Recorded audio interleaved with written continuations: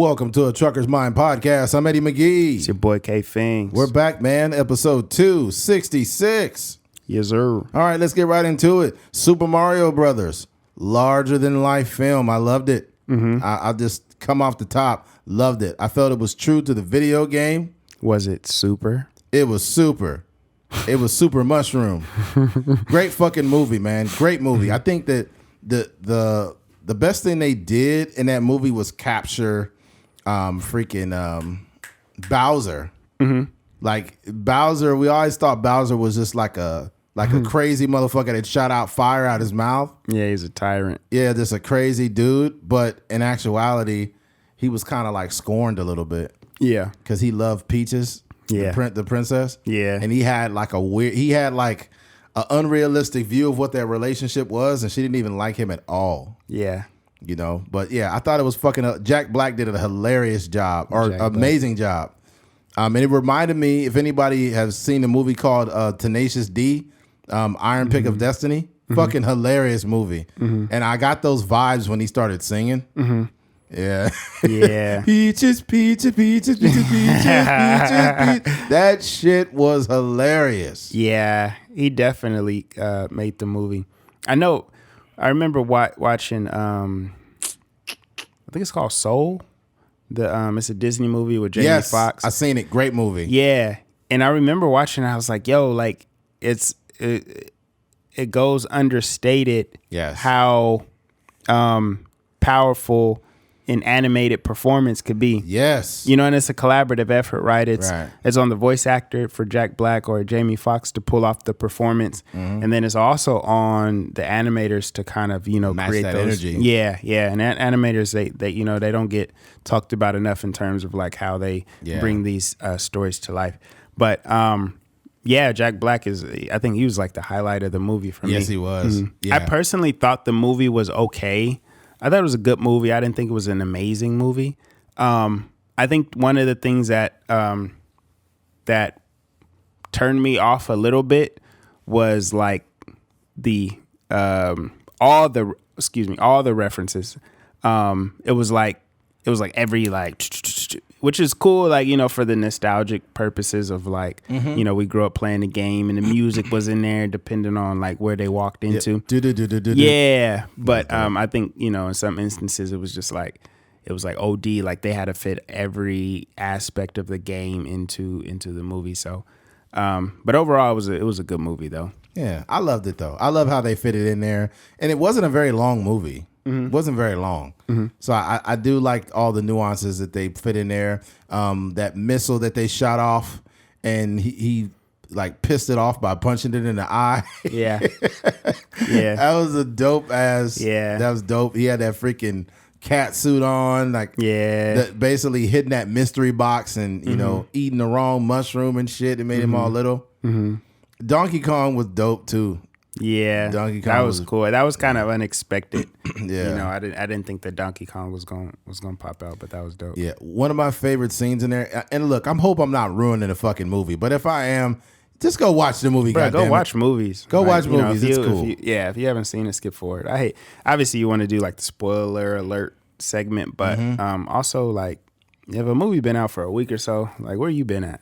Yeah. You still got time. We're not going to completely fuck the movie up for you. But yeah, probably one of my favorite scenes is towards the beginning of the film with the dog.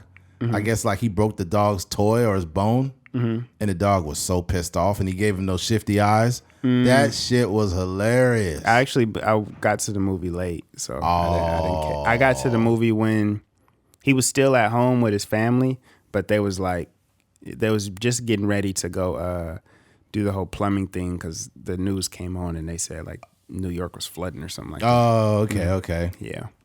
Yeah, that's pretty dope, man. I definitely could see a sequel coming out of this one for sure. And I think that the next one should be like, I think they should have an origin story to Bowser. They need to have his origin story of like what happened, like to Bowser to make him who he is, like from his infancy, like when he was a little kid and whatnot. I think that would be a dope movie. And then it would be like Bowser in high school and shit. And then like Bowser gets up. I think that would be so dope because there literally is an opportunity to do it. I mean, they've done all these Marvel spin-off movies, and I haven't even watched all of them. I haven't seen the Ant-Mans and all that. I became pretty disinterested after a while. Yeah. But Mario, bro, this is definitely was cool. There's a lot of people, there's kids. It's supposed to be a kid movie technically, but goddamn it, we grew up on that shit. Yeah. I mean, what I realized, I was talking to one of my friends, and I was like, yo, you taking your kids to see Mario? Because I heard it was pretty good. And he was like, man, my kids ain't interested in that. Like, they don't even know what Mario is. Wow, yeah. So it is a movie. Obviously, it's a kid movie, but I think it's more so like, hey, son, this is what I grew up playing. Like, come watch this. And then they, fall in love with it and go do their research and play the games and stuff. But yeah, it was one of the funnier scenes too was like, when he was doing the little obstacle course with Peaches. Oh, that was fucking hilarious. And it was like the next day. Like it just he just kept trying and falling and getting beat up and stuff. But yeah, and he got real close at the end and he got ate by that fucking flower, I think. Yeah. Yeah, that was really good. It was dope too, like for them to be able to really create a lot of the story and the backstory from nothing. Right. Like that's dope to have that creative freedom. Like, what is Bowser's personality like? Because all we know of him is just being like the boss at the end of the level. Right. But what is he? What is he like? Like, why is he actually trying to steal Peaches? And we find out because he's in love with her. And then Jack Black, like you said, he brought like a whole new interpretation to the character. He's like writing songs about Peaches. Yeah, and I like how they embedded multiple like layers of Mario, like multiple generations of Mario. Like freaking. I guess there was a egg at the end, like Yoshi is supposed to probably be. So that was one thing, and then another one. I watched it in 3D, and then they had like the credits, the post credit scene with Bowser singing again. Did you make it to that? Yeah, I seen that. Okay, that was fucking hilarious. But there's definitely has to be a sequel. But I like how they just mixed everything in, and they had multiple, like multiple. It's almost like almost multiple cameos. Yeah. Of, Mario and then like the little fake Yoshis that was made out of bones. I forgot what you called those things. You know what I'm talking about? Oh, like the skeleton, like dead Yoshis type. Yeah. I could see Yoshi in the new one. In the way Yoshi used to always eat those he'd be yeah. Yeah. Yeah. That's dope, man. But it's Stick crazy. His tongue out. Yeah. That was comedy. Yeah, man. Yeah, I highly suggest you watch that film. Yeah. But I feel bad though, man. I went to the movies with this young lady and I knew it was something because you hit me afterwards. Like, yo, you got to watch the movie. I'm like, nigga, who you go to the movie with? No, get the invitation. No, there was I got there. They got these dry ass. Well, the chicken strips was not terrible, but they were great. Studio Movie Grill? Nah, Maya. Oh, you went to Maya? Maya, yeah. And fucking, I had some ranch, and I dropped that shit on the ground, and it busted open, and it went all over her, bro. Like it went all over her legs. She had ranch. Dang, everywhere. That's the wrong kind of bus you want all over something. Yeah, I was hoping for a different bus. Yeah. Yeah, she was cool about it though. That was before the movie. I was like, damn, that's fucked up. Yeah. No, it was good. None of that. I think for me, there's like how would you put it?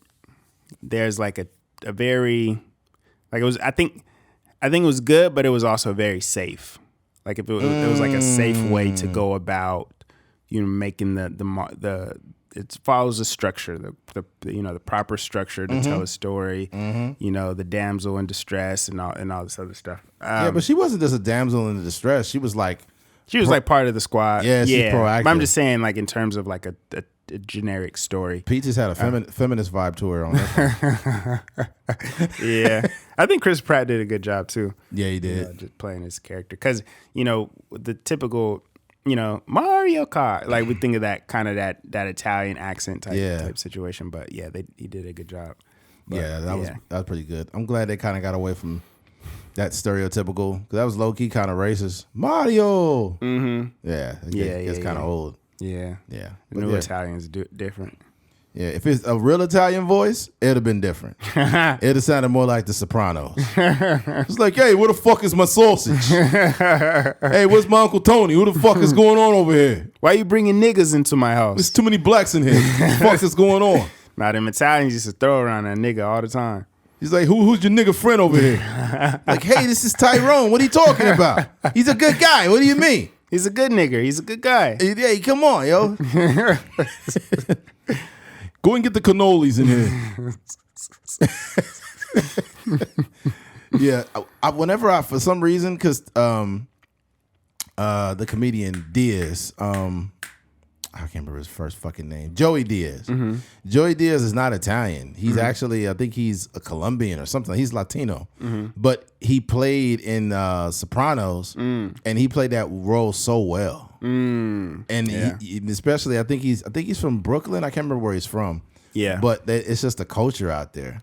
Yeah, so you fit into that like Italian role really well. Mm-hmm. Yeah, those are they do those, like the casting of some of those shows is like on point. Mm-hmm. And you kind of gotta be from New York. You know, you rarely see like though like really New York heavy movies with people that ain't from New York, because it's just a certain vibe that I mean, you could do it, you could pull it off. You know, like if you're a really seasoned actor, just like living there and really getting the cadence of how people talk and stuff. But you know, it's just so much easier to have that authentic New York vibe. Yeah, that intro. That was probably one of the coldest intros to any show. Mm-hmm. Woke up this morning, got yourself a gun. It's an episode. There's an episode on there where one of the daughters brings home like a black guy. I think I've seen that. Yeah, he's livid. The dad was livid. Yeah. Like, so when the fuck you gonna tell me you had a nigga boyfriend? Eh? Who the fuck is this guy?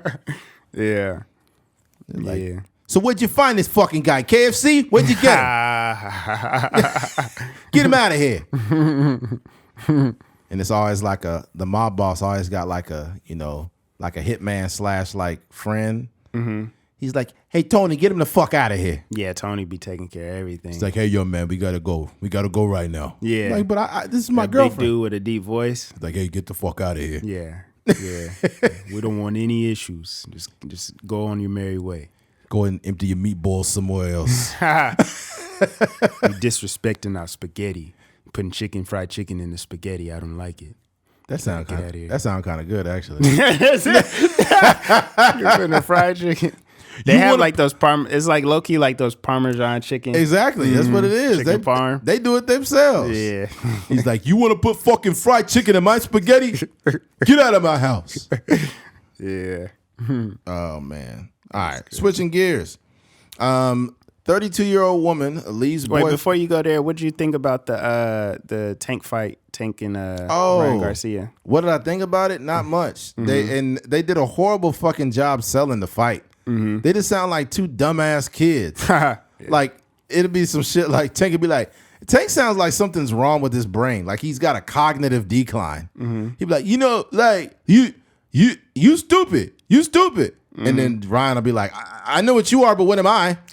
and I'm like, dude, this got to be the most dumb fucking shit. I've never seen this worst shit talking ever in boxing history. Mm-hmm. Yeah, that's how it was with Rolly Romero. Oh, you know, it was kind of like, like the same sort of like childish stuff. Yeah, but what about your mom? And it's just like, come on, dog. And they got pieced up too.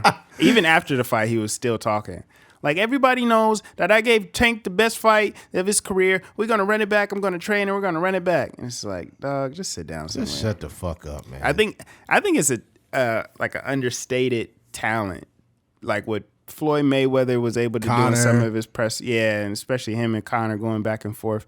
It takes a lot to really be like charismatic, especially when you know it's like high tense situations. Some people are just good at fighting, and that's it. Yeah, Conor probably might be better than Floyd in that way, because Floyd's came more or less from confidence. Mm-hmm. Floyd be like, you know, like you gonna have to beat me in all rounds, and you ain't gonna beat me in every round. Like I'm gonna beat you by the 5th round, and I might knock you out. I might. I don't know. Mm-hmm. And then Conor be like, who the fuck is this guy? Conor is an accent though. Yeah, like he got a cheat code.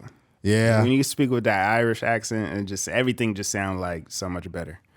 Yeah. Who the fuck is this guy? Who the fuck do you think he is coming over here talking to me like that? I don't know who the fuck you think you are. You lost 4 fights. Yeah. I beat you and I got a bowl of Lucky Charms to prove it.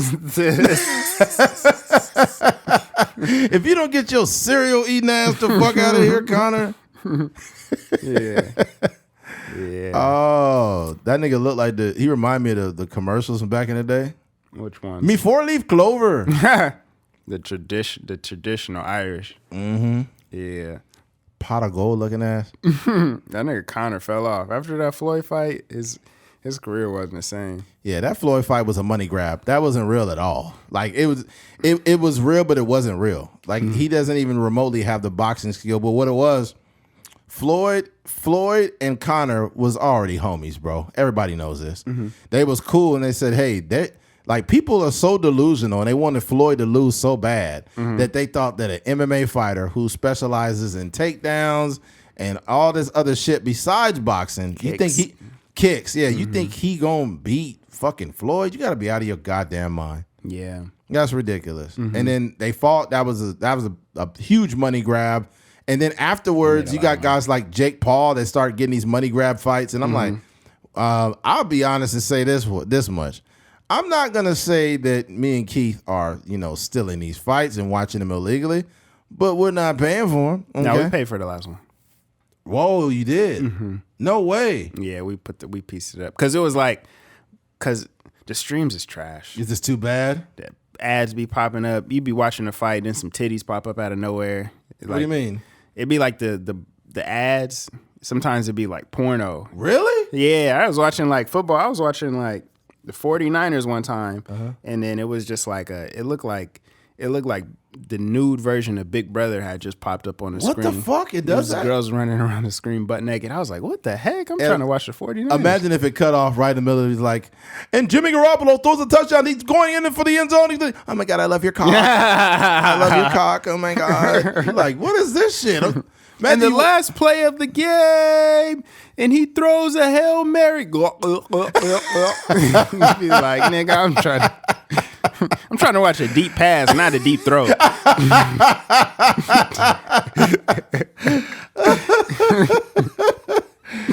He drops back to throw the ball. He's looking left. He's looking right.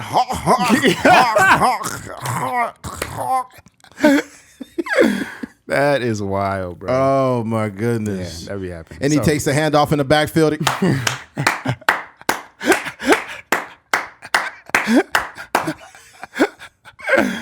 Yeah. Imagine you got people over your house and that shit happens. Yeah. You'd be like, well, shit, fuck it. I'm just going to watch this then. No, that's facts. No, but I think it's just the quality is just so much better when you buy it. So we just put some money together. Everybody pitched in and like, oh wow, like we ended up paying for it. It'd be a little bit steep, but how much was it? You remember? It was like 84. Oh, yeah. I think that like for me, obviously, like sometimes times get hard, but if it's if I got the bread, just being able to watch it uninterrupted. Because I remember when Adrian Broner fought Marcos Maidana, and put up the stream on the computer, and me and my brother was watching it, and right when the nigga got knocked out, like the thing just went out, and then we was like, oh nigga, we don't know what happened, so you got to refresh it and all this other stuff and exit out all the pop. It's just a trash experience. So. Man. If you put some money together with the homies, you can watch the fight. It'd be way better. Yeah. But overall, it was a decent fight. It was a good fight. I think Tank is. I just don't see nobody beating him. No. There's gonna be anybody that's even on that level in terms of stardom and skill level, like Shakir Stevenson or Devin Haney. I think they too light in the pants. I wonder how much money he made on that fight. I don't know. They usually announce the purse. So I know Ryan still got paid too. Yeah, but Tank is a draw. They said he sold out the last 4 fights. Like whoa, he sold out the last 4 fights, and that was his first fight in Vegas. Tank Davis. Yeah, they usually announce him on like ESPN and stuff. Okay, let's see. Javante, 2 days ago, fight. How much will each fighter get? Okay. With two of the boxing brightest stars set to take each other. God damn it. I hate when they be motherfuckers be trying to get you to accept their cookies just to look at this. You know, they bet they purse too. They bet their winnings. Really? But yeah, I guess Tank said that he can keep his money after he beat him. Oh, wow. It don't show the purse here. Okay, exact fight purse for both fighters is now available. Not available right now, but the estimates could be made. A pay of $1.5 million is what Davis got for his fight against Hector Luis Garcia. The boxing share PBV, blah, blah, blah. Davis was 70%. Ryan Garcia, his last fight. Garcia was reported to have earned $2 million for his fight against Javier Fortuna. These two fighters also have a huge net worth, as they are big names in boxing industry, celebrity net worth. Javante Davis' net worth is around $4 million. Ryan Garcia's net worth around celebrity net worth around $10 million. I don't know if this really tells a full story, man. Yeah, I think it's just up in the air. Yeah, it's just up in the air. Nobody knows, but I know even with the purse and then all the advertisements, like, you know, he was putting that Gatorade thing over his head Twitch afterwards, and he has some logo on his coat. So I know he made some decent money. That nigga might as well get sponsored by CTE with the way he talked. That was crazy. You know, like the fight was a good fight, but like, yeah, like, bro, this nigga's whole brain just fucking went out here. All right, let's switch gears, man. All right, switching gears. 32-year-old woman leaves boyfriend with cancer, claiming it's taking a toll on her mental health. Oh, man. There's this thing called in sickness and in health. And, a lot of people just aren't worth marriage. Yeah. I'll read this out here. The decision to leave a partner with cancer is not an easy one, but it's one a 32-year-old woman recently made. She said that her boyfriend's cancer was taking a toll on her mental health and that she needed to prioritize her own well-being. The woman's story has sparked a debate about the role of caregivers and importance of self-care in such situations. Being a caregiver to someone with cancer is challenging. It requires a great deal of time, energy, and emotional strength. Caregivers must be there for their loved ones around the clock, providing physical and emotional support. The stress and anxiety that comes with being a caregiver can be overwhelming. Caregivers often put their own needs aside to care for their loved ones. That can lead to a burnout and other mental health issues. Well, guess what? Guess who does that, though? Right? A wife, a husband. Right? This is proof that most people are not like built for marriage. Right? And I can speak from experience, you know, with this type of thing because my father passed away, you know, less than a year ago to cancer. And I wasn't there to be round the clock, you know, but he did have caregivers, but I was going there every weekend. Every weekend I was going out there to see my dad and, you know, bring him anything he needed. And, you know, it was stressful seeing him, you know, getting worse physically, you know, losing weight, getting sick and things of that nature. But what I did is I wanted to make sure I kept his spirits high because he was the one that was dying, not me. Right. So I didn't make that shit about me. Yeah. I made that about my father. This is the last moments I would be spending with him. So I want to make sure that these things are decent so he could leave this earth in peace. This woman was a piece of shit. I'm sorry. I can't give her leeway. Yeah. Because at the end of the day, bro, I think a couple things I thought about. One of them is like, as a person going through a situation, you could say, what did I do to attract this type of woman or this thing? And I think this guy should have caught this situation way before this happened. I think people tell you exactly who they are multiple times, but it's up to us to listen. And I think while we are in this almost love or infatuation stage with people, we want to see the best in people. But truth be told, they're telling you over and over again, non-verbally, that I'm not shit. I'm not going to be here for you. If things go from not being good to bad, I'm going to leave you. There are some women in this world that cannot be with you unless your life is always on the upswing. right? Yeah. If I'm making $500,000 now, right, and everything's good, and I'm getting you all the purses you want, and you're getting your nail appointments and all your stuff done, and buying your clothes and all this high maintenance shit. When I lose that job, what you gonna do? You just gonna leave me? Is that what you gonna do? Because that's what a lot of people are. A lot of people are only good and can only exist when shit's on the upswing. Soon as shit goes down, they don't know how to love you no more. All of a sudden, they're unhappy. What 50 Cent saying? 21 questions. Yeah. So if I fell off tomorrow, would you still love me? Yeah. Yep. If I fell out tomorrow, would you still love me? Yeah. Something. Would you still hug me? Would you love me if I flip burgers at Burger King? Like, these is real questions. Something. Say if I fell off, would you be there to support me mentally? Yeah. He said this shit 20 years ago. Yeah, that's crazy. Yeah. And it's real questions. Yeah. So it's like 50 Cent gave you the blueprint of what you needed as a man to, like, the questions. Even if you didn't ask a woman, because first of all, you don't want to ask a woman, if I got sick, would you be there for me? Don't ask her. Her actions tell you everything you need to know. A woman that does shit like, hey Eddie, I just want to see if you're okay. I just wanted to check on you. Hey, I brought you something from work. I know you're tired. You're probably a little hungry. This and that. Like, women that want to take care of you, not like they being your mom, but women that genuinely have a heart and care about you, that woman's not going to run off on you when you get sick, bro. Yeah. That's her time to shine. Yeah, right. That's her time. Like, let me be clear. If let's say you've been with a chick for, like, I don't know, 8 months, 9 months, and then you get in like a car accident or something happens where you're in a hospital, and that girl is there every day. She getting you food. She communicating with your mom or dad or your family. She communicating with your job. Once you get out of the hospital, give it a few months, and you need to go get a fucking ring. Yeah. You need to get a ring right there. And bust a nut in her and give her a baby. Whoa.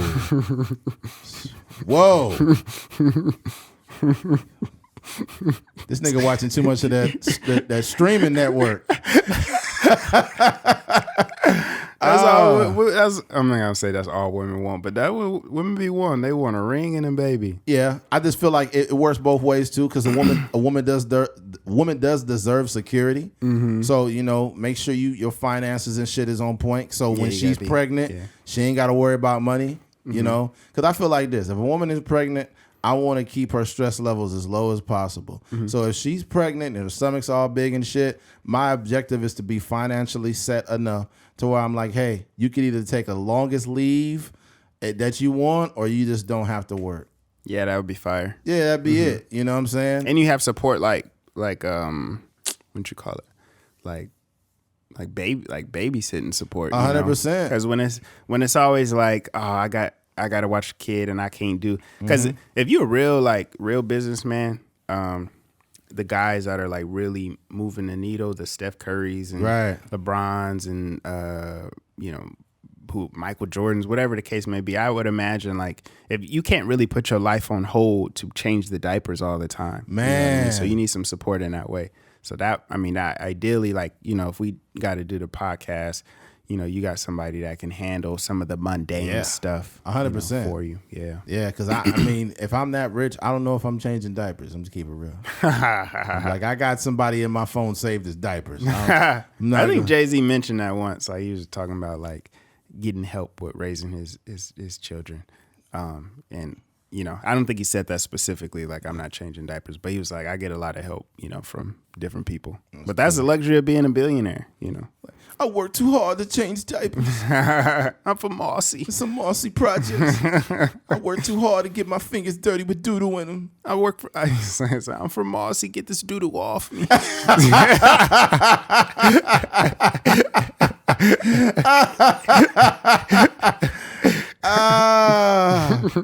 Oh, man.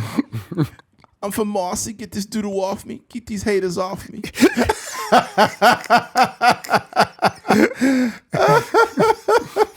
Oh, this nigga Jay-Z is wild, bro. Jay-Z is so crazy.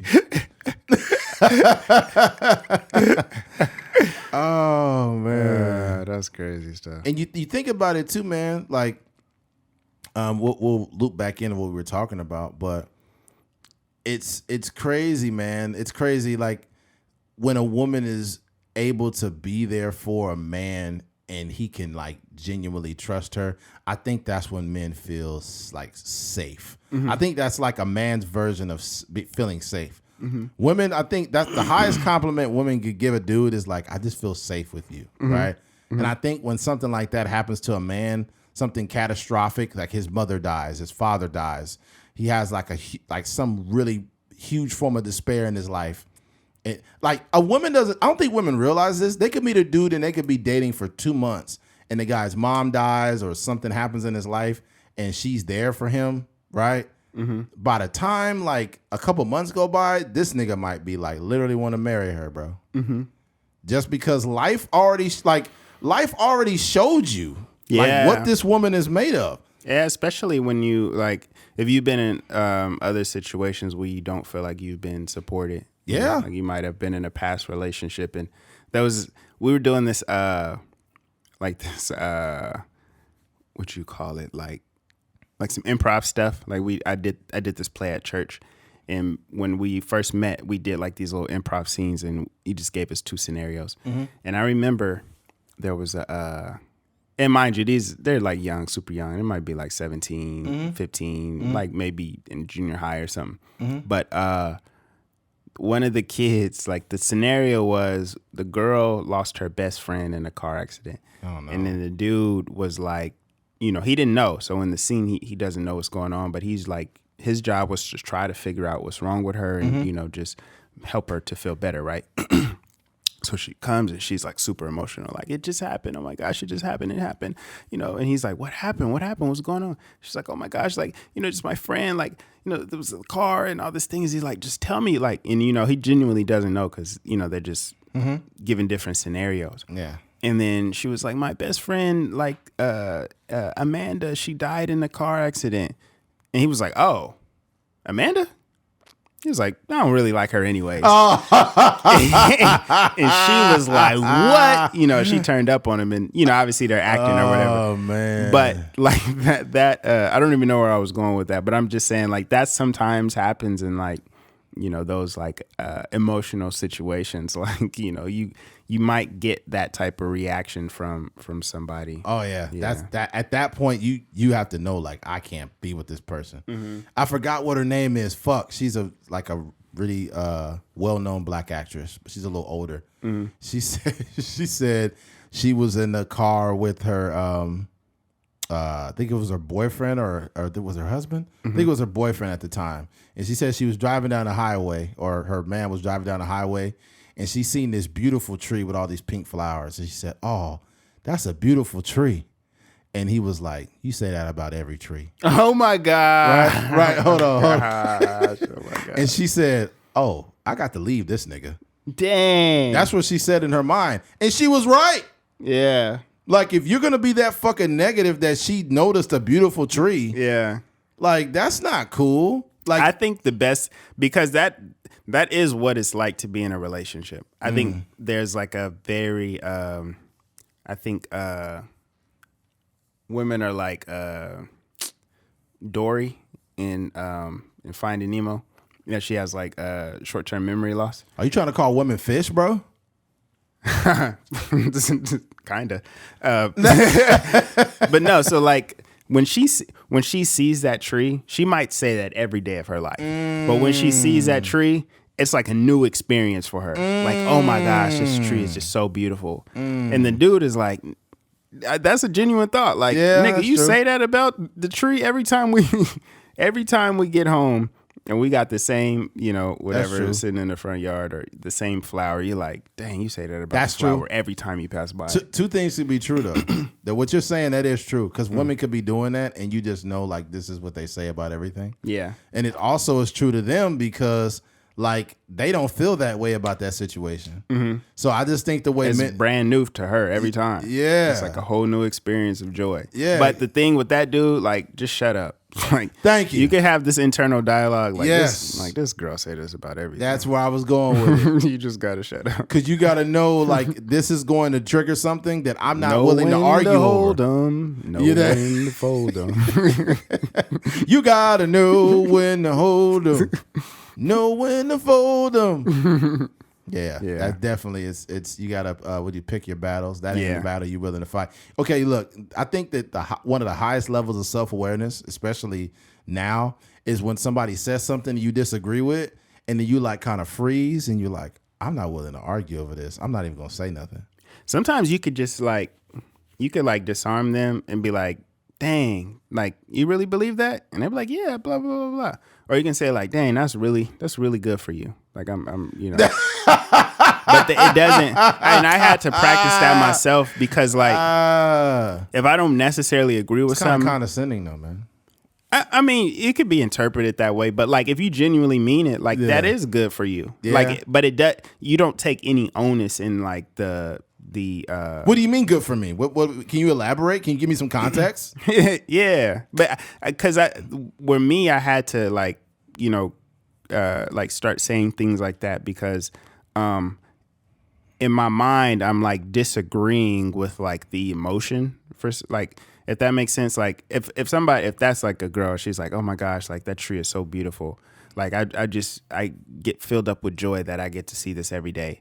And I'd be like, dang, that's good for you. Like, I'm happy that you get to, experience that every time you see this tree. But in my mind, I'm like, it's just a tree. You know what I mean? So in order for me not to verbalize that out loud, I would just say like, that is good for you because it is good for you that you get to see, a tree like that. But I think you kind of got to change the language. And here's why.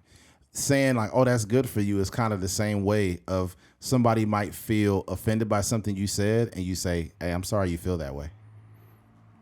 I think because you're not apologizing. You're not saying Yeah. I'm sorry for making you feel that way. Mm-hmm. Right. They say, I'm sorry you feel that way, which is basically saying I'm sorry, but not for what I said. Yeah, it kind of, but a little bit different because like saying that's good for you is like, it's genuinely good for you, but saying you're sorry you feel that way is like not apologizing for what you did. Right. That's just apologizing for like the experience you have based off of what I did. It's kind of existing on that same statement that I talked about a couple podcasts ago. Mm-hmm. Like if somebody's being a super dickhead to you or they're just being a piece of shit, you say, you know what, sir, I hope you have the day you deserve. Yeah. They'd be like, what'd you say? Yeah. And it's like, in a way, they've subliminally admitted that they're a piece of shit. Yeah. Yeah. Yeah. Hey, sir, I hope you have the day you deserve. Fuck you. I think the good for you is like it's in the tone, right? Because there's a way like you could say it where it's good like, for you, man. Like good for you, dude. Like whatever. But if it's like good for you, I'm glad. Like because I've had some people tell me that. You gotta like, whiten the voice you. up big time. Yeah, you gotta. It's good for you. Good for you, Butch. Great job. Just act as if your name is Butch. Yeah. You whiten it up a little bit. You got to do your voice as if you're wearing some Nike Monarchs. Dang. You know what I'm saying? You know those old people Nikes that everybody. It ain't even white people. I can't put that on them. The Nike Monarchs, old black men, white men, Latino dads. Yeah, one of my friends got some. Yeah. Mm-hmm. Oh, you said one of your friends got some? Mm-hmm. My brother Renee. That you only could get them shoes from fucking Sears when it was open and like Macy's and shit. Them mugs probably comfortable. Yeah, them is the retirement sevens. You old, white, black, and retired. Yeah. Those I'm gonna tell you. I ain't gonna front. The Monarchs look better than some Balenciagas. Oh, it does. Those Balenciagas look like a clusterfuck. Yeah, they gotta throw them away. Balenciaga shoes look like they got shot at drive-by. And somebody just fucking laced them up. Yeah. Hey, I'm gonna tell you a shoe right now, right? That everybody's grandparents or abuelita or grandpa or whatever, it doesn't matter. Mm-hmm. Asian, doesn't matter. Mm-hmm. You know them old people shoes that got the Velcro straps on them? Mm-hmm. Everybody. Sometimes they be gray. Yes. Yeah. They only come in a few color schemes. Gray. With the 2 straps on them. Yep. Straps on them. Yeah. The fucking Walmart specials. Walmart specials. Yeah. I guess they're for old people with diabetes. But it's fucking, they got the gray ones, the white ones. I've seen the tan ones. I already said black. You know what? But they just real wide. They look like big ass shoes. Just comfort. They for people with swollen feet. Just but built go for ahead. comfort. Yeah. Nah, I could see Kanye West like low key swag, like redesigning it and then swagging them out, and everybody be wearing them. Nigga, them shoes so generic. The commercial would be like shoes. Shit, chill out. That nigga's It ain't got no brand or nothing. Strap shoes. You want to wear strap shoes? They not even selling a brand. They just selling an item. Them niggas might as well sell an NFT. That is These niggas selling an hilarious. idea. They ain't got no tagline, no logo, no brand or nothing. It's just shoes. Try on the new Strapsters. Try the new Strappity Strap. Do you need something to cover your feet? Wear shoes. Yeah, try shoes. They put a Z at the end of shoes. Instead of putting the ES, it'll be Z. Try hot shoes. Yeah. Does your grandpa use the carts at Walmart? He'll love these shoes. Established in BC. Oh, yeah, them motherfuckers ancient. Nigga, King Tut was wearing them motherfuckers before he died. They opened up his tomb and he had them shoes on. That's yeah. Yeah, that's way back, man. Did you know, and it's a part in the Bible, they don't talk about it, but when Jesus came back, he was wearing the strap shoes. Moses parted the Red Sea wearing straps. That is crazy. Oh, man. Yeah. It's going to be some, I don't think that super holy roller people listen to this podcast anyways. No, I heard there was a Game of Thrones episodes where one of the dudes had the straps on. It was right next to that Starbucks cup. Oh.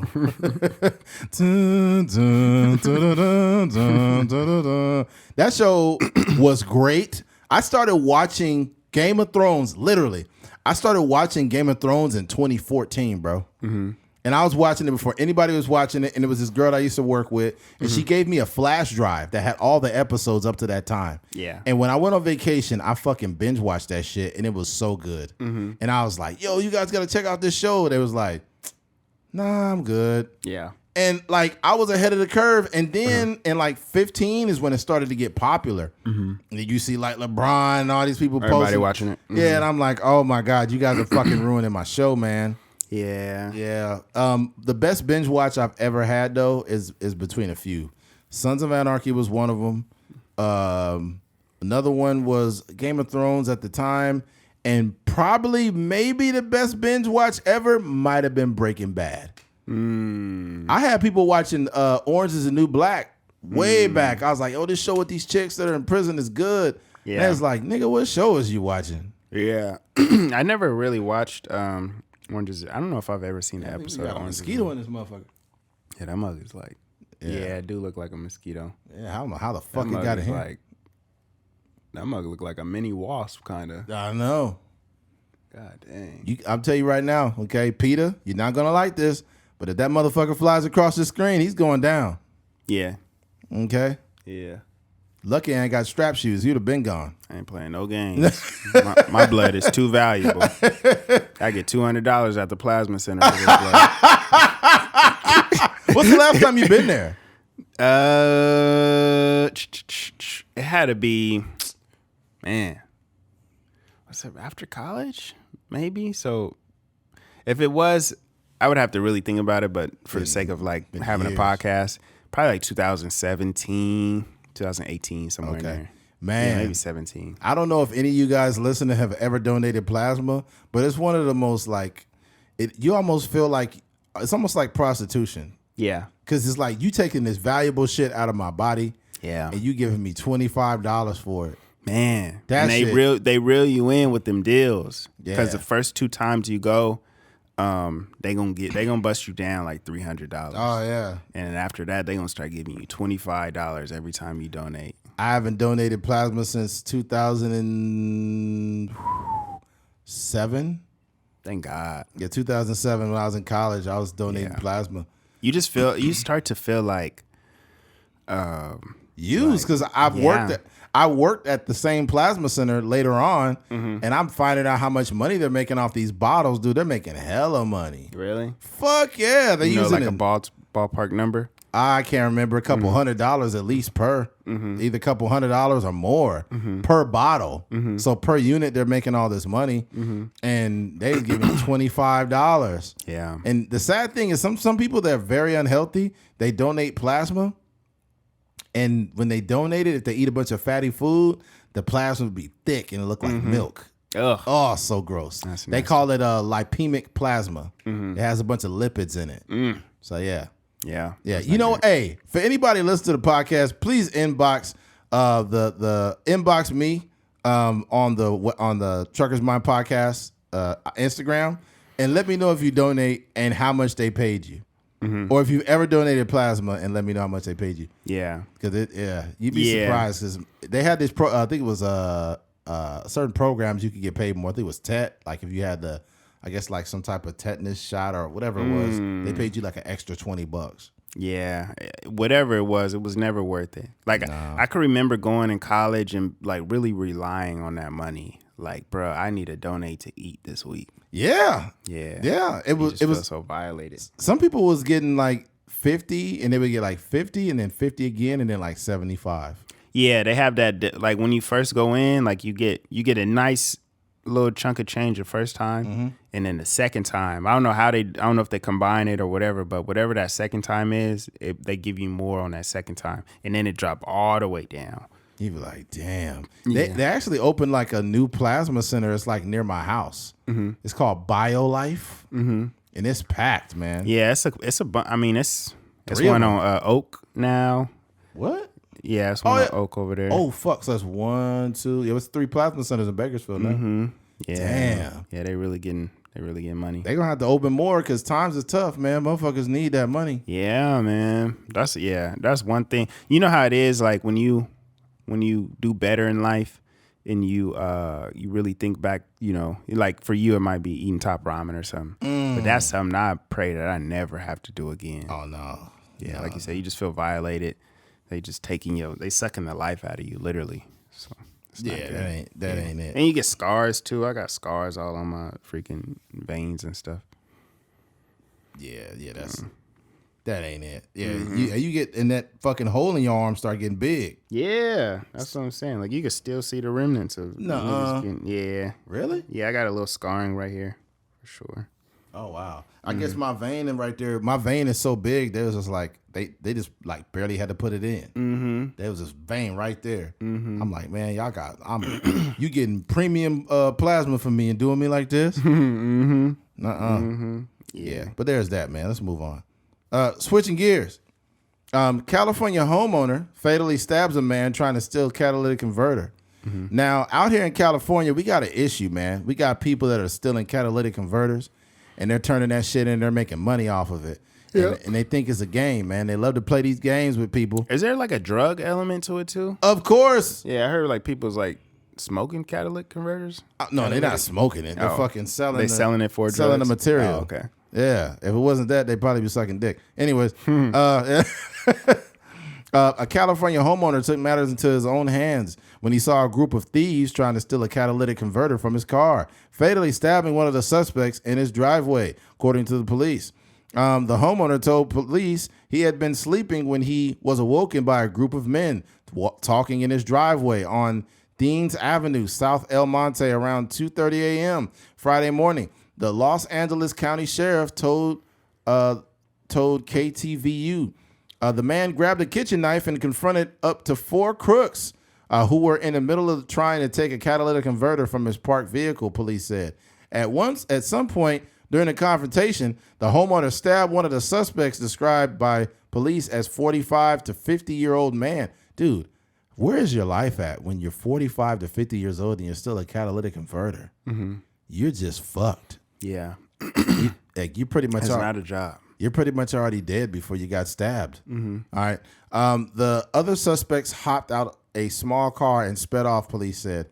The man who was stabbed was pronounced dead at the scene. His identity had not yet been released. When police arrived at the scene, they identified tools typically used in catalytic converter thefts next to the suspect's body. The homeowner was taken in for questioning, police said. No charges have been filed. Damn, so he didn't get no charges. I guarantee that the cops was on his side like a motherfucker. I guarantee you. I bet you when it went That's a headache dealing with all that stuff. Yeah. Especially like it was been situations where they found hundreds of catalytic converters, in different locations and stuff like that. So they know it's a rampant thing that's very rampant. I'll say this, okay? Do I feel like the crime met the punishment in that moment? I will say no. But here's the problem with that. I don't think you have the right to tell someone how to react when you're stealing from them. When you're wronging somebody, you can't say, I'm only wronging you like this, so you should only reciprocate this much energy to me. Mm-hmm. You don't get the right to tell people how to react when you're stealing from them or you're wronging them in any way. Mm-hmm. So I think the best thing to do is just not steal from people. In other countries, they will chop your fucking hand off for stealing. Mm-hmm. And you think you could get away with it now? Like, bro, they need, first of all, I'm be real. I almost feel like there should be a law in California. If you bust, I'm about to get his ass. Ooh, I got you, you son of a bitch. That's right. Ass mosquito. You malaria carrying motherfucker. Yeah, that nigga probably got West Nile. Yeah, I probably got West Nile. You caught it live on the Truckers Mind podcast. Yeah, that'd be fire if somebody did like a little edit and they just did it in slow motion. Just slow motion, and they put the song slow motion. You can take our time. And right when I crush it, it's like, baby. They probably put like fucking Phil Collins behind it. Mm-hmm. I can feel it coming in the air tonight. Yeah. Oh yeah, but yeah, I don't think. I think if you're a thief, man, you really gotta clean your life up. Because you're going to end up getting fucked up. And the funny thing about it is, it's like those same people will probably have the nerve to want to defend themselves if they get confronted like, hey, motherfucker, leave me alone. It's like, no, you're stealing my shit. Yeah. I should legally be able to hit you with a bat. Like, if I see you stealing, I'm not going to even alarm you like, hey, what are you doing? I'm going to start going to town on you with a Louisville Slugger. Yeah. And then put you under a citizen's arrest. I think it also depends, like, that's his property. Yeah. Like, you stealing his car on his property. And most people, and I don't know what the response was to this, but if he was inside of the house, most people would say, like, he got what he deserved. Oh, yeah. But, if it's on the outside, I feel like it's still your property. It is. The thing I was telling you earlier, like, I was in a situation where my alternator went out on my car. And I ended up having to like park it on the side of the road, and it was like very, not in the boonies, but like it just wasn't a lot of like, it wasn't in a residential area. So when the guy that towed my truck to the auto shop, when he seen me, he was like, hey, did you call somebody else out? And I was like, nah. And he was like, yeah, well, there was like these two white dudes in this big old truck that came by, and it was asking all these questions about the car and stuff like that. And I just told him like, nah, I'm going to take care of it, and, that you're on the way. And when I heard that, I felt like violated. Like, you felt like anger. Like, so I can only imagine, like you said, you can't really tell somebody how to respond when something that you've worked extremely hard for. If you're a homeowner, the amount of stuff you have to go through to own a home. Mm-hmm. You got to put a down payment down. You got to make sure the mortgage is up. You paying all these bills because you're owning that property.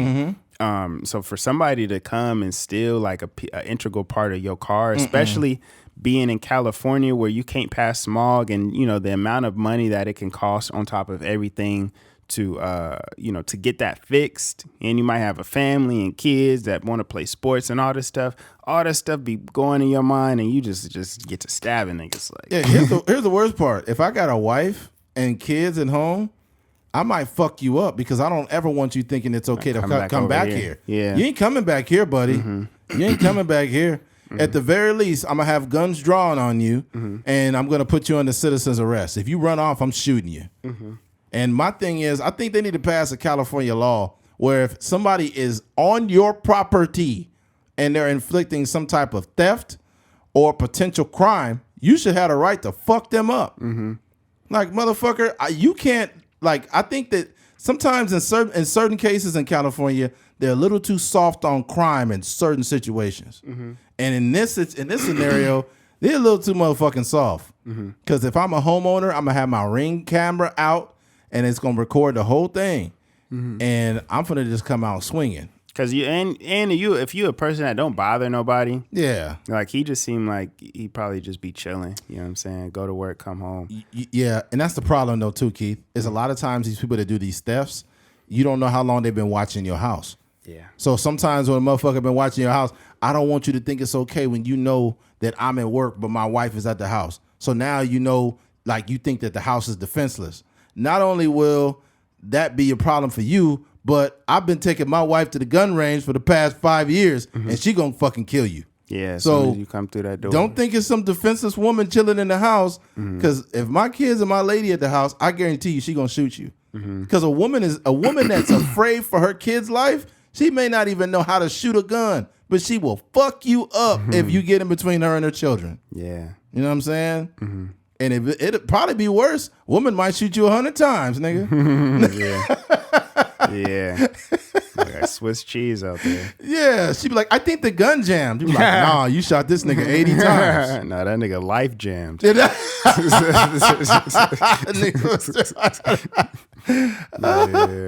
there'd be kids in the back, Mommy, stop shooting him. Mommy, stop shooting him.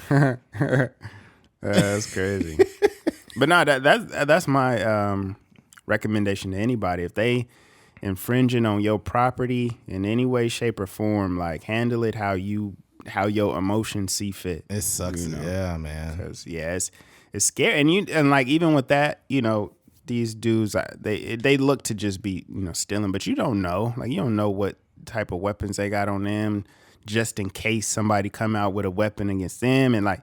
You know, so at the end of the day, you want to protect yourself first. I think the best form of non-lethal form, the most non-lethal form of like pain that you can inflict on somebody stealing from you is going to get some paintballs and throw them in the freezer. And if you bust a motherfucker stealing your shit, take them frozen paintballs and put them in that gun and cock. Yeah, I'm not going to be hurting. Oh, it's going to hurt because the balls ain't going to burst open. And if they do, that's a lot of force. You know what I'm saying? A paintball in its own without that vest, it'll fuck you. It already hurt. Yeah. But if I freeze them, I'm finna fuck you up. You'll live, but you never gonna come back to my house because the next time you gonna get the real thing. You gonna get the real thing next time, and then I'm gonna send you to Jesus if you fucking do that again. Yeah. That ain't happening. Or Lucifer. Yeah, wherever. Yeah, you probably end up seeing the devil. He's like, oh, so you're here already. So the devil really does wear Prada. Nice. That was a smooth one. Imagine he get shot up and then he end up in heaven and the devil like, nah, nigga, over here. Turn around. You got the GPS like. Yeah, like, no, nigga. Siri sent you to the wrong place. Turn around. Turn left at the light. Turn left at the devil. Imagine Jesus see you like, hey, man, nah, not here, bro. Sorry about that, bro. Yeah, no, but that's real. I think, yeah, like I said before, just it's so many emotions. Like, you know, the feeling of like being like violated, and I don't want to equate it to any assault, and I haven't been assaulted in any way, shape, or form, but.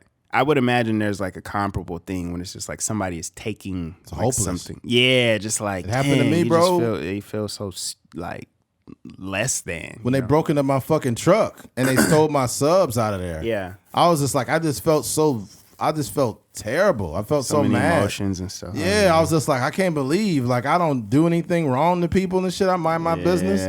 You know what I'm saying? And it's like, yo, it's like I'm not one of those super gung-ho people that got a firearm that want to just shoot anybody, but like, dog. Yeah. Can we be honest, please? Can we have an honest conversation, folks? I think that if someone is coming to your home and they probably done it more than once and your family is inside, it's kind of hard to be anti-gun at that point. Yeah. Yeah, what are you going to do? Talk them down? Like, hey, it's okay. I know you need the money, Tyrone, but just walk, just turn around, put the PlayStation 5 down on the ground. Like, nigga, you better start shooting somebody. Yeah. Crazy. Tyrone might use reverse psychology. Look, I already been to a therapist. I've been trying to get help. Just let me get out of here. Just give me 5 more minutes and I'll be able to, Just let me finish the job and I'll be out. That's crazy. Look, I'm just trying to buy drugs because I have a lot of generational trauma in my life. I just need the drugs, sir. Okay? Yeah. Like, nigga, don't gaslight me about your drugs. That's comedy. Oh, man. I read Charlemagne the God's book, and I'm trying to get my mental health right, but I just need to gather this money that's in this safe right here, and I'll be on my merry way. He was like, nah. Man, that's funny, man. Yeah, that ain't good. I guarantee you right now, if any person in America that was put in a position where they either had to allow a thief to infiltrate their home in some way or rob them, or they could pull out a gun and subdue the person, the average person will get the gun. Because if you don't get the gun, you don't know what that motherfucker has. Mm-hmm. You also got to be careful. When you engage these people, you need to do it with intention. Mm-hmm. Like if I come out and I see you, I'm going to have that either the paintball gun that got frozen paintballs in it, and I'm dumping on you already. I'm already shooting at you. Mm-hmm. And here's the problem. Even if you got a gun, it could be dangerous. Because if you got 4 people, 4 dudes out of all 4, one of them might have a weapon of some sort. You don't know. Yeah, you don't. So when you engage these people, that's a problem. Yeah. I think at the end of the day, it's like, I don't know. You just want to make it back to your kids. So if somebody is breaking the law, then I don't know. You don't necessarily need to spare them. I think that they know, and sorry to cut you off, but they know the result of they know the risk of going into somebody's house. Oh, they know it. They know that it's a potential that they can come out, they could pop out. You might get arrested. You might get shot at. You might, all these different things. So, yeah, good luck. Oh, yeah, 100%. Also, too, is like, if you're going to come out there, come out one of those bright-ass flashlights, too. I'm talking about the ones that disorient people. Mm-hmm. So if I got my paintball gun and I got that fucking bright ass light connected to it, mm-hmm. I'm gonna disorient you because you're gonna be like seeing the light, like, hey, who was that? And now I'm already shooting you with a fucking metal paintball. Yeah. So you're like, oh fuck, Yeah. So you'll understand that household or that area, you can't come back to it because the guy fucked us up. He shot us with paintballs. Mm-hmm. You know what I'm saying? Or if I do get a chance, I'm gonna grab one of y'all and put you in a citizen's arrest because it's legal. Mm-hmm. You can put somebody in a citizen's arrest if they've become disorderly in some way, and you get them on the ground and you got some zip ties. You could put them in a citizen's arrest. Or if it's multiple people, because I've seen it before where they was holding somebody down. He's like, "Get off me, you motherfuckers! Get off of me!" And they just held him down till the cops came. So what is the I guess at what point is it like no questions asked? Like I'm pulling my pistol out. Is it just entering inside of your house, or what does that look like? I think that's a good point. When is it the pistol coming out? I think the pistol is coming out. I think, oh God, that's a good question. I hope you have the mind for it. Like more or less, you're documenting the thing and basically saying, if this guy comes in, I'm shooting him. There was a story recently where a girl had broke up with this guy. And he was starting to act really weird and kind of being a stalker. And he made it to her father's house where she was inside. And he was banging on the door saying, hey, come out here. And the dude was like, hey, man, leave my daughter alone. And he was trying to get in. He started hitting the door. Boom, hit the door. He said, I got a gun. Don't come in here. And the dude came in and the father murdered his fucking ass. Really? Shot him dead right there. He told the motherfucker, don't come in my house. That had to be painful for the father. I wouldn't give a fuck personally. But I'm saying you got like a semi relationship with him. Like obviously he crazy, but it's like, man, fuck that nigga. If you about to hurt my daughter, I will gladly go to jail after blowing your head off. You're not about to come in and hurt shit. Yeah. That's one thing that a lot of men got to understand is like when you got any women in your life, they need to understand that they're safe. Mm-hmm. So because if this motherfucker could yell and scream and bust the door down and now he's beating me up, I guarantee your wife don't feel safe. Your daughters don't feel safe. Anybody in your house, any of the women in your house do not feel safe. If another man could come in and inflict harm on you, then they just a sitting duck waiting for it too. right? So you got to send a message home like, dog, if you come in here, you won't be leaving. You cannot do that. Like my grandpa didn't play that shit either. My grandpa had he had a chest. You know those big old chests back in the day that open up and look like a treasure chest? That motherfucker was full of guns. Really? Hell yeah. Dang. My grandpa was an old school dude. Old school, but if he had to, he would blow your motherfucking head off if he had to. Yeah. No, that's real. I think he handled that. I mean, he warned him. He came in there and he warned him like, yo, do not come in this house. And then he got to get the door fixed and all that. Yeah, you broke my door and I had to shoot you. I'm hot. Yeah. Like I got enough, man, you gave me enough. I got financial stress now too because you broke my door down. I think that that's sad for me because I realized like, we were just talking about it before the podcast, like what people need to do in terms of like social media and how to handle breakups and stuff like that. But people be so irrational after a breakup or I don't know what the circumstance of their relationship, but I would imagine a girl probably broke up with him and he just couldn't handle it. So he's just like stalking her and all this other stuff. An irrational decision that probably 3-4 months from now, or maybe like a year from now, he would be, over her. But in that moment, that was the most important thing to him, and he lost his life over it. Yeah. Well, that's on his ass. Yeah. Yeah, you're not going to be stalking my daughter acting weird, and now you're going to try to break into here? Yeah. Nah, nigga, you signed your own death certificate that day, buddy. Yep. Yeah. Like sometimes when I'll be thinking to myself this, when I'm in the truck at work and people do real crazy shit, and they jump in front of the truck and like slam their brakes or something because they mad at me for some reason. I think to myself, one, I'm not going to engage this person because they crazy. Who knows what they're capable of? But I'm thinking like, if you play games with me, that might be the last game you ever play. Because if you stop in front of me and I'm fully loaded, I could just drive over you and keep going. You know what I'm saying? People crazy, man. Yeah. People crazy. Okay. There's that. Switching gears. A video of Chance the Rapper is going viral, slapping a woman's butt and getting twerked on. The reason why this even is a conversation is because Chance the Rapper is married, and he lets it be known all the time that he's happily married and whatnot. And there hasn't been any conversation surrounding this after it happened. Now, this nigga here, and I got love for Chance, but when J. Cole was having an exchange with the young lady named No Name, she was coming after J. Cole and telling him he needed to speak up about certain issues and whatnot, and J. Cole was being real respectful about it. But then Chance the Rapper dove in on J. Cole saying, like, you need to speak up and this and that, and we're tired of black women saving us and all this stuff. And I was like, where's this coming from? It sounded almost like it was coming from like a jealousy type thing. Flash forward, same nigga that made a whole album about his marriage, this nigga getting twerked on. Right? All right, Chance the Rapper is facing criticism after video service of Chicago rapper dancing with a woman at Jamaica's Carnival. They got some big booties over there. When some people pointing out Chance is married.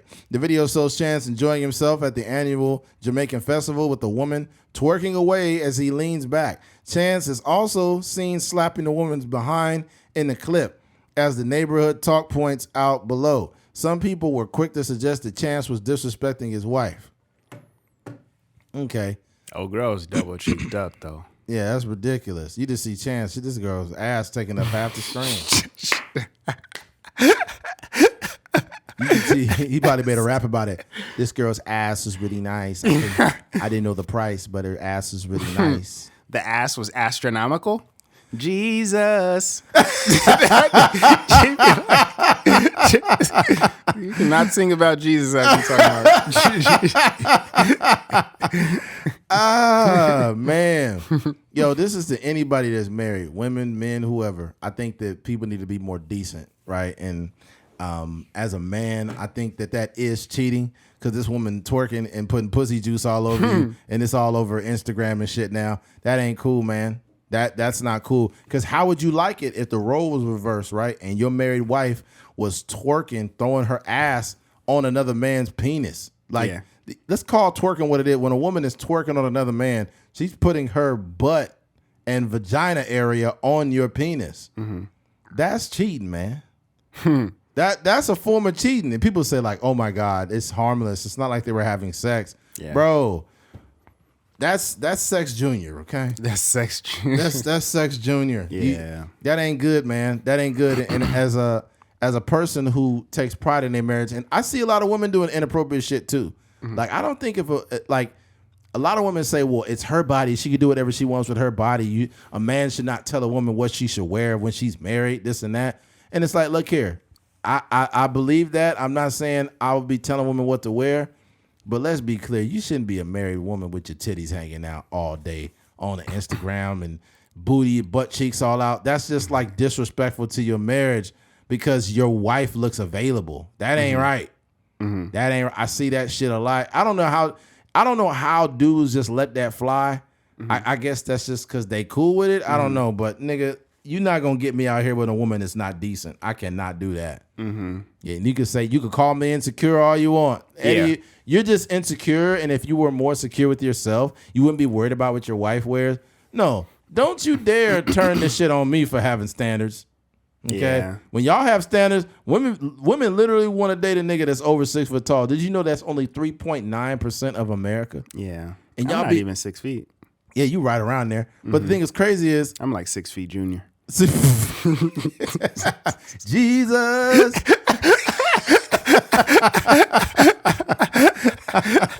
Nah, but it's crazy. Like, you will have that standard, and a woman will be like 5'6", and they want to do this 6'3", and it's like, what the fuck? I can understand tall women. When women tall and they want to do this over 6 foot. Nah, but like, sense. But the women don't even have like top 3% of nothing. No, exactly. You ain't got top 3% titties. No, top 3% booty on you. You ain't got a top 3% smile. Oh man, yeah. I just think that people in general, I'll run it back, but I just think people need to be more decent. Mm-hmm. And no man is perfect, but let's be very fucking clear. This is out of bounds, dog. Yeah. And also, married men need to work on not following a bunch of smut shit on the internet. Like, if you married, bro, stop following a bunch of porn stars and shit and all these booty paid. Like, if you're a married man, cut that out, bro. Yeah. I'm not saying you can't watch porn, because I don't know if that might be a little OD. Because I don't, if I found out that my wife was watching porn, I probably wouldn't say anything. Mm-hmm. Just keep it to yourself. Just keep that to yourself. Mm-hmm. Keep your little masturbation stuff. You can have that. Women, you don't even want to know the categories. It I don't want to like Filipinos or something. You'd be like, oh God. I don't want to know that. If you look through your wife's porn history, it's probably some shit that would trip you out. Yeah. You're like, what's all this? Hey, what Kim Jong-un? What is this going on here? COVID sex? What the fuck is this? COVID-19 porn? What the fuck is this? Why everybody got a mask on in your porn? Yeah, that's some shit I don't want to know. I feel like that's overboard. I feel like your pleasure outside of me is your business. So whatever if you in there masturbating or whatever you do, just do it away from me. Yeah, for sure. Because, it's going to be some days I get my jack on. You know what I'm saying? I'm not telling you shit. Mm-hmm. Just let me Jack Nicholas to myself. Yeah. No, it's facts. But yeah, I think there's obviously people out there, like, we don't know the context of their relationship, and they might be secure enough for this to happen, which is fine. But we doing a podcast, right? So right. Chance, like, you can't be out here, you with all the marriage raps, and you got all the flack for that. And as much as, like, you wanted to make an album about love and all this other stuff. And he looked very comfortable on that ass. Yeah, he did. That nigga leaned back and everything. This is not his first rodeo. There's a lot of velocity on that ass. He leaned back on that. Yeah. So I just think, like, when you have when you come with these strong opinions, you get labeled as a hypocrite really quickly. So like you were saying, he came out talking about J. Cole, and it kind of seemed like a little bit of hate. And that hate might stem from, like, really, like, J. Cole is like the educated black woman like the college educated black women, that's like generally like their favorite rapper. You know what I mean? Like J. Cole, he's a college man himself, and you know, he speaks a certain story or narrative that, and it's palatable for women. You know what I mean? But there may be some, like, you know, some jealousy, and J. Cole is obviously still at the top of his game. Like, he got his own festival and stuff like that. So I don't know. It may be some of that in there, you know, when he's speaking and supporting No Name and all that other stuff. But at the end of the day, that nigga J. Cole stopped cheating 6 years ago. You know what I'm saying? This nigga Chance is still out here twerking on that thickness. Yeah. I don't know, man. You just got to be more decent. Fellas, just be more decent, man. Especially if you got to. This is what I've seen this before too, and I'm thinking like, bro, as a single dude, like whenever I see a dude that got like a decent woman, and he out doing fuck stuff, it's like, man, don't make me fuck your wife, man. I'm playing, man. Because if you crack the door open, like, you know.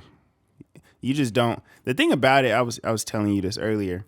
So the last time, or one of the last time Chance the Rapper was in the news, he was trending because he had liked some trans porn. Oh yeah, he talked about that. So his wife had came out, and she was she didn't really say anything like of real sustenance, but she was basically saying like, you know, we had a really wild night, and let's just say that, you know, whatever you guys are thinking, it wasn't really that. You guys are jumping to conclusions.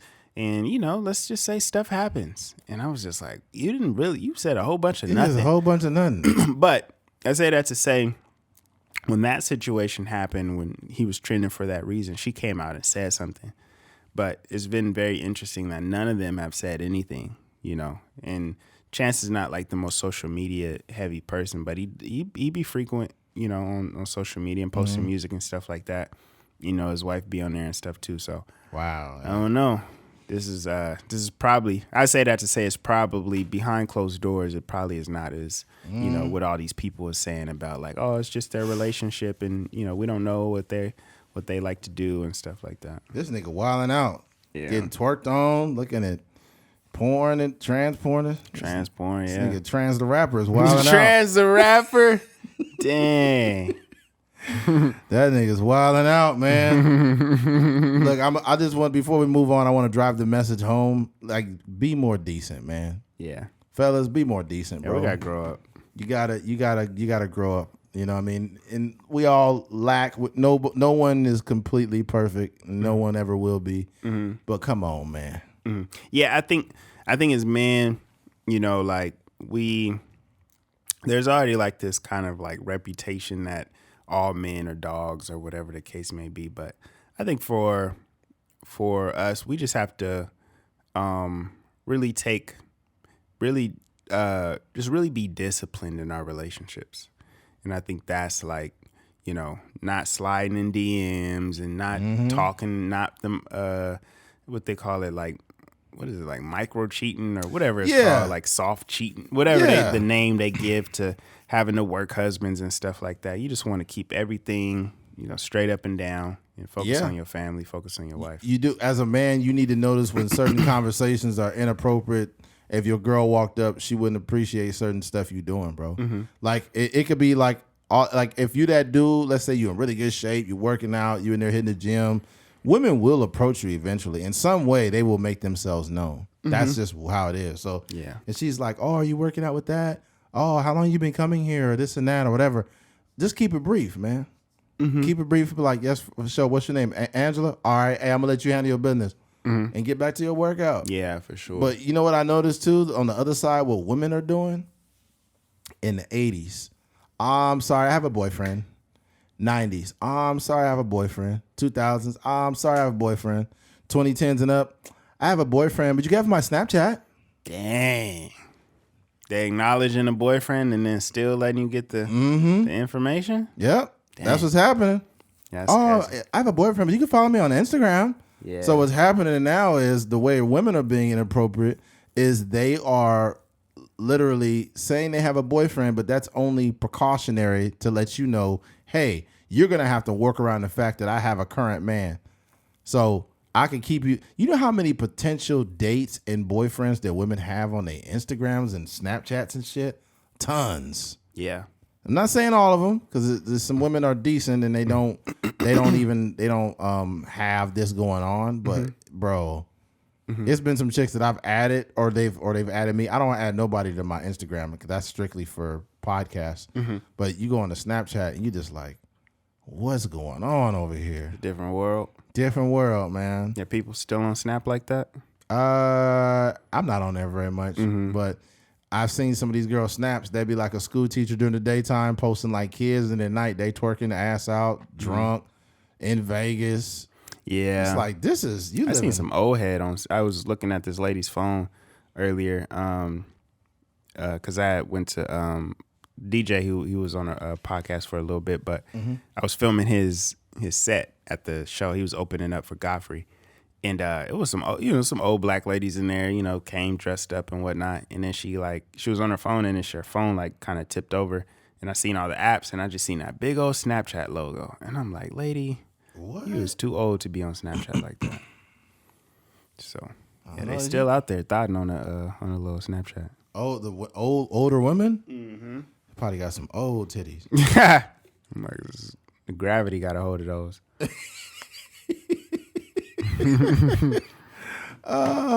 Old people shouldn't be on social media like that. They'll fuck around and accidentally post all their news on there. Man. Yeah. You're like, I should have never added the pastor to this shit. That's crazy. Yeah. You gotta be careful. Yep. All right, there's that. Switching gears. When it's time to unplug from social media. What I've been noticing is certain behavior patterns from a lot of people, and from myself and everyone else. I've just noticed it over the years. I think that more of us need to unplug from social media, because what happens is social media is so like convoluted that you will end up doing things or behaving in a certain way that's not conducive to where you are. Let's say you just break up with your girl or your wife or whatever, your significant other in any capacity, and you ever seen like when a girl break up and all of a sudden she just posting all these half naked pictures all over her social media? Yeah, they got a photo shoot. They always got a photo shoot of some sort or a half naked on there. These women don't really want to do that. They actually are hurting inside, but they're only doing it to alert or alarm the ex-boyfriend of theirs about it. And people are only doing things to get reactions out of each other. And I think that what people need to start doing is unplugging and getting off of all social media for 3 to 4 months. Because the thing about it is instead of you influencing social media is influencing you. And it's influencing your behavior. And you will never know if you're truly doing something off of your own merit unless you fucking get off of this shit. It's a lot of people, man. It's a lot of people that look for daily affirmation, that look for shit that really isn't anything, and it's very common. Yeah. When I went into trucking school, I was off of all social media for 4 months. I picked that time. I picked that time so I could focus on being safe, learning as much as I could, and like minimizing all the distractions. Like get a journal.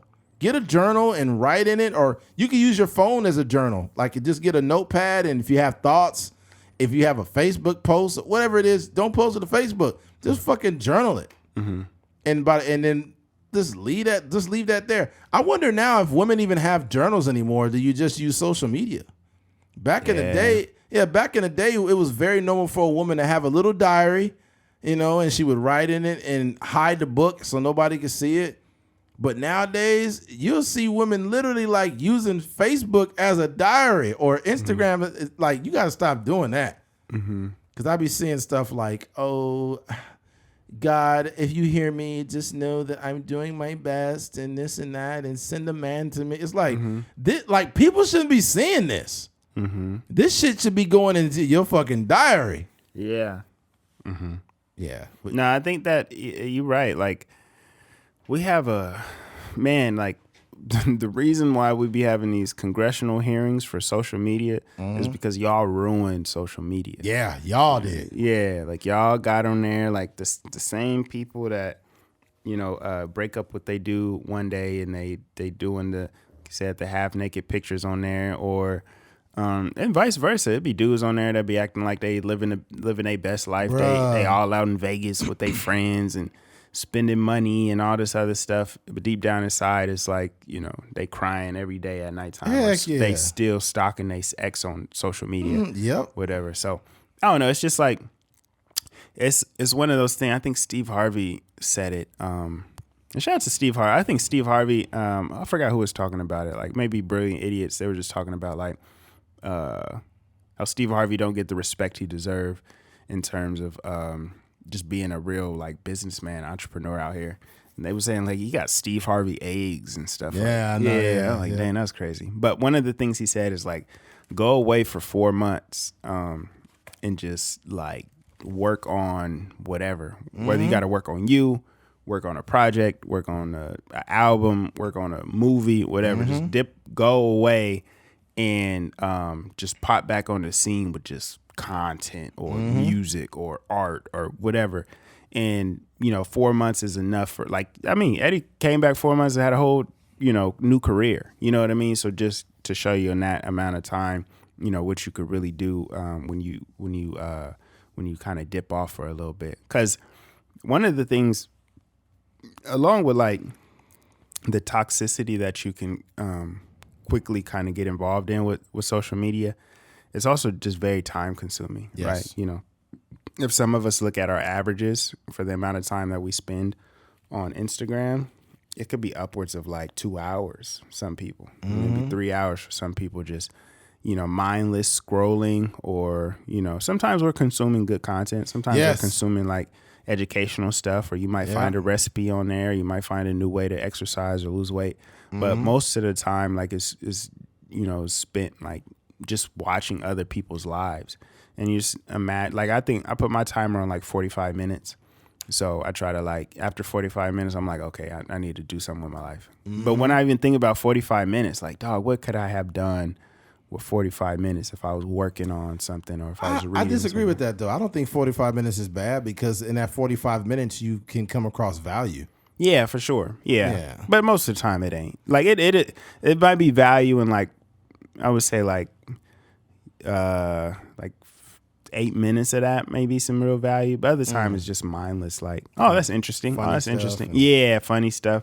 But no, I think that we really gotta like take back control of how we utilize social media. How we utilize our phones in general. Like, there was a point, like I go through phases where I'm like I get consumed by like information. And I'm like, yo, that's like the sweet spot for me, like with social media. Like, we're sending a lot of vending machine information back and forth, or a lot of videos about screen printing, or, transfers and all this other stuff. And I'd be like, okay, that's my sweet spot. But sometimes it does become like the mindless version of that. I tend to send Keith a lot of things that I feel have value in them, because I think that like the exchange of information is probably one of the most important things. Keith has sent things to me that have been really important. I was like, oh shit. I've sent things to him and he'll be like, oh, I just actually seen that. Like it was that thing with Childish Gambino. And as soon as I seen it, I sent it to you. Or if I see something else, or if it's a vending machine information, whatever the case. Yeah. But for the most part, it's a bunch of bullshit. It's a bunch of like people sharing a bunch. What's the dude's name? Justin LeBoy? People sharing a bunch of his content. Like, that shit is just mindless stuff. But just think about like the people that are like, they're not like the social media darlings and still like super successful. And not to say that they don't use it, because who knows like what goes on behind the scenes. But it's people like Donald Glover and Kendrick Lamar and J. Cole who are not like posting a story or something every day, and they still find a way to like really like put out the content that we rush to. We know some people, some entrepreneurs. Shout out to Big Brando. But Big Brando, that's somebody I want to talk to one day. But Big Brando is a dude that just talks a lot about like, printing T-shirts and where to get T-shirts and how to create logos, and just a whole bunch of information that's useful to entrepreneurs in like the apparel game, right? And I don't know. Let me see how many followers he has. I'm just curious to see how many he has, because he's been doing this a while. but I started subscribing to his content years ago. So let's go here. See, big. You looking on YouTube? Nah, Instagram. Instagram. Okay, he got a good amount now. He got 15,000. Yeah, shout out to Big Brando. They doing his thing. Yeah, Brando's doing his thing, but he's a guy that when he had like 2,000 followers, I was following him back then. And he was getting money. I guarantee you he was getting money. So there's people out there that's on the internet that got 4,000 followers, but they made $275,000 last year. And there's somebody that has 75,000 followers and they work at Target, but they look cool. It's like, bro, ain't nobody. I don't care about being an influencer. That's not my objective. I don't think that's me or Keith's objective. Our objective is to drive people to our content so they could consume long form content. Yeah, that's the objective, to get as many people as invested in long form content. We not up here trying to motherfucking have a fashion sense or wear Rolexes or try to look cool or have chicks with big fat asses and shit in the skits. That's another thing too. I hate it when Instagram did a crossover of like the guys like King Batch or whatever, and all of a sudden it's just some Instagram thought in the video. I'm like, man, get them out of there. Like, keep that shit separate from actual content creators. It's just mindless content. Yeah, and then now a lot of the skits have become cringe. Yeah, it's I think that the sweet spot for skits is over with. Yeah, that's it. Yeah, a lot of those guys are doing stand up now and stuff too, and acting. A lot of those guys are in movies and stuff like that. So yeah, they're getting, I don't know, but it's crazy. Like, even when you watch, this is a side note, but when you watch the Ryan Garcia Tank Davis fight, you start to see like the impact that social media has on celebrity, right? Because back in the day, when you watch the Laker game, it's Denzel, it's Jack Nicholson, a bunch of other people. But now it's like Denzel, and then it's this other YouTuber that may have like 10 million subscribers on his thing sitting next to Denzel. And you're like, yo, what does this dude do? And how is he even famous? You know, guys like Mr. Beast, he got candy in the store now. That's fucking crazy. You know, so I don't know. It's an interesting time. But I think I might do something like that, like a we call it like a social media fast, and just just go away and I'm already working pretty diligently, but like I said, that 45 minutes or hour that I might spend, scrolling through whatever I could spend writing or creating or something like that, and just really being able to maximize that time. So that might be something I do. Yeah, 100%. But we'll summarize this with this. If whatever, man, woman, whoever you are, if you don't feel like your life is where it needs to be, you need to reevaluate if you need to even be on social media for the next 3 to 4 months. And you just like, and think about, like, you don't need social media. You don't. Not at all. Not at all. Like, nothing is important is going on social media. No, the same shit that was happening when you left is going to be there. I guarantee you. Yeah. Because I've done it before. It would be counterproductive now since I'm podcasting. But personally, bro, a lot of y'all, and this is not to be judgmental, but a lot of y'all need to get the fuck off social media. You need to get off, and you need to better yourself, like, genuinely. Yeah. Don't put out a product that you're bettering yourself, and you're posting these things, and now you posting pictures of salads and poems and shit. Fuck that. Get off of this shit and influence your own thoughts. Because what happens is you see people getting online, and they want to almost convince people that they're either bettering themselves or they're a better version of themselves. It's like, you don't always become the better version of yourself right in front of people's faces. You got to go away sometimes. You got to get the fuck off of social media. Getting off of social media, believe it or not, it will reduce the amount of anxiety or whatever you feel. Have you ever seen something on Twitter or Facebook or whatever, and you just like, man, that's annoying. Like, what's going on? And it's not like it really bothered you like that, but it just made you feel a certain type of way. Yeah, that was. I remember when I had seen like Donald Glover was trending or something, and people was like going in on him about something. The script is something about black women or something like that. I think that was it. Mm-hmm. And I was like, this is like riling me up. Like I got to get out of here. So I dipped off of Twitter for a little bit. But yeah, that's like you said, it lowers your stress levels when you ain't got to deal with like the frustrations of like, you know, what people have to say. I think, you're right. And I think what riles me up too is like when people are intentionally trying to misunderstand what a person's stance is. Mm-hmm. And they're doing it intentionally, because if they acknowledge that this person has some form of validity to their statement, they will go against their ideals. So what people do is they just argue online, and they look for every straw man argument to not like even acknowledge it. It's not even that we have to agree, but it just annoys me that so many people lack objectivity, and they do this online. I'm like, man, what the fuck is wrong with you?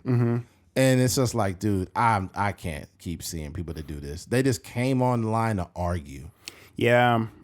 I know for me, like, you know, I see that a lot. But I remember when I was in college, one of the assignments in our marketing class was to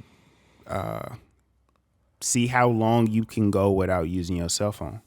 So he sprung the assignment on us. Like it might have been like a Thursday.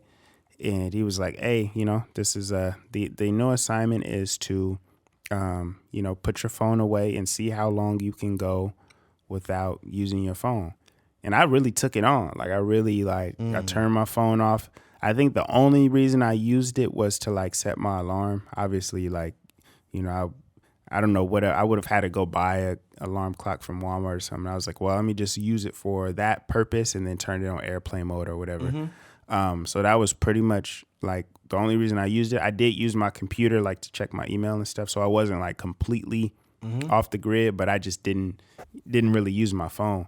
And you realize like there's a certain level of inconvenience. Like I would be sitting at a bus stop and I'd be like, you know, thinking random stuff like, dang, I wonder how much, or how do you open up a LLC or something? And you'd be like, dang. And he'd be like, oh, I don't even have my phone on me. So like, you know, just Googling or like looking for directions, like, dang, how do I actually get to this place? And you got to like use your directions from memory. Welcome to the 90s. Yeah. But you realize like after you get that rhythm of like, I don't got my phone, like it just becomes second nature, you know? And I remember I was like at this thing and it happened like twice, I think.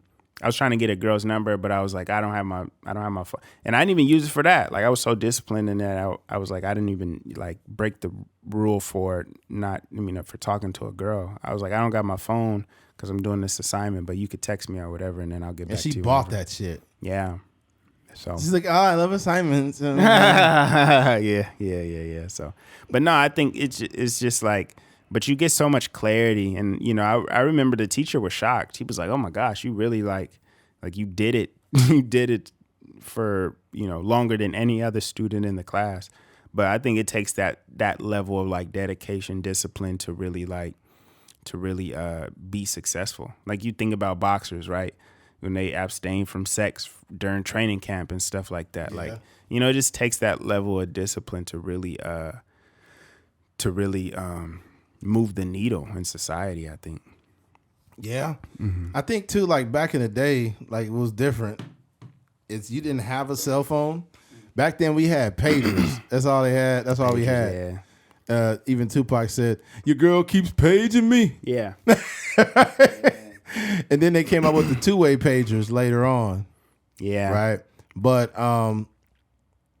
if you approached a woman back in the day and, you know, you got her number, you had to that girl had to remember her phone number.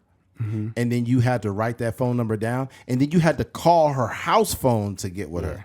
Yeah. Like that's how it was back in the day. And I think that the fact that we had more limited access to each other made the attraction stronger. Mm-hmm. But we have too much access to each other now. Like if you get a girl's number now and you lock it in your phone and you go to social media, it will be trying to ask you, do you want to add this person? Mm-hmm. And it already got all the girls' socials popping up just because you got her number. Yeah, there's no mystery anymore. I think relationships now,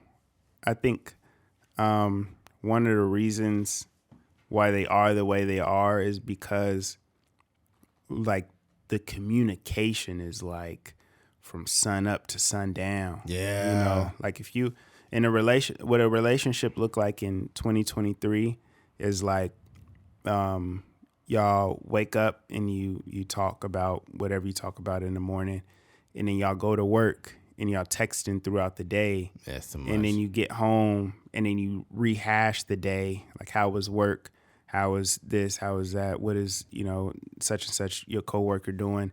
You get all the tea about that, then you get all the family tea, and then the tea about your friends and stuff like that. Then you go to sleep and you do it all over again. Back in the 90s, it was like, all right, babe, heading to work, I love you. Boom. After that 8-hour, 9-hour shift, you come back home and you have something to talk about. Yes. You know, like the kids, you don't see the kids. So you catching up with the kids. But now it's just like, it's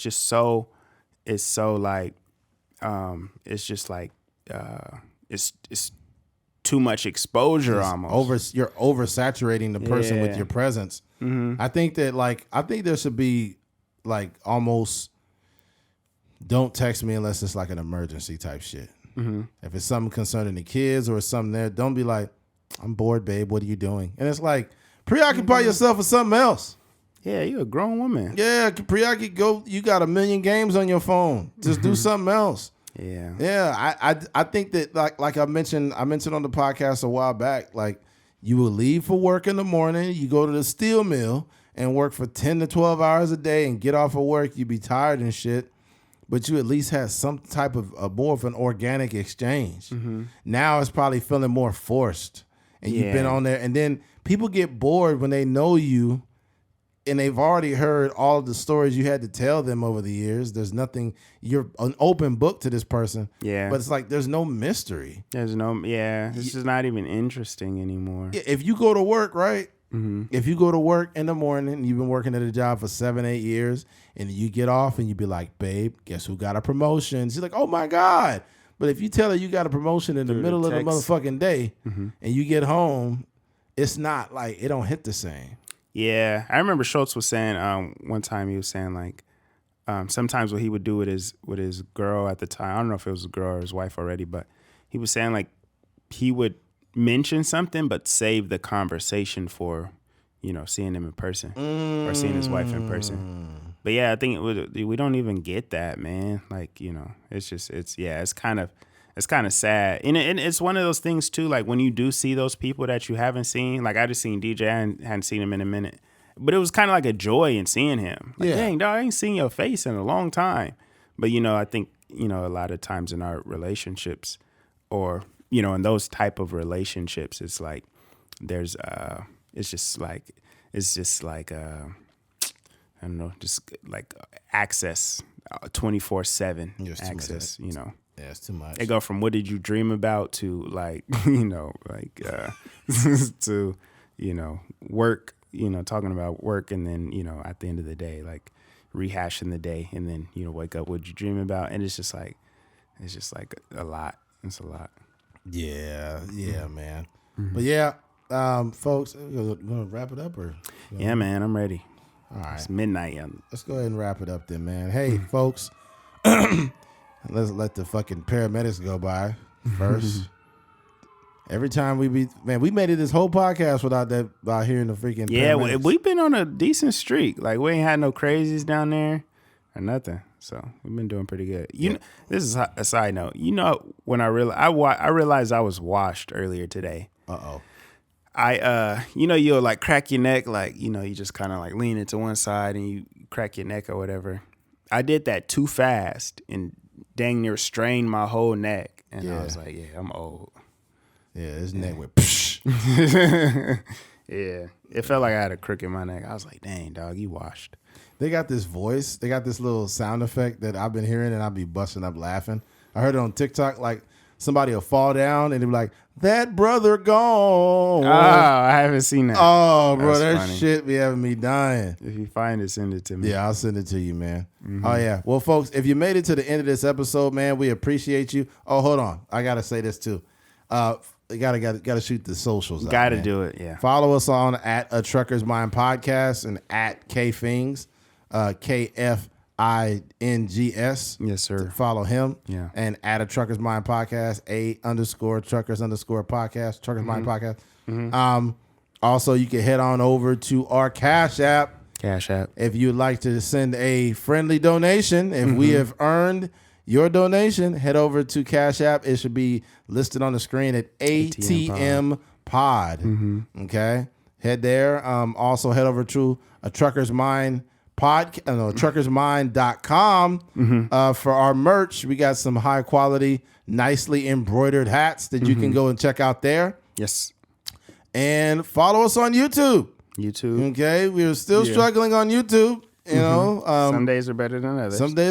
We're doing okay on here, but we need some help on YouTube. So spread the word. Yeah, we're getting closer to the monetization too.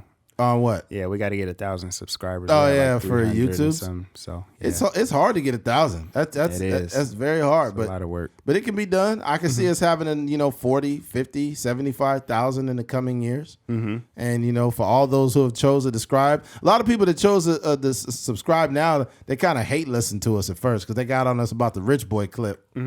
There's like, y'all the worst, y'all hate your own people, and it was like, oh, this is actually a pretty good podcast.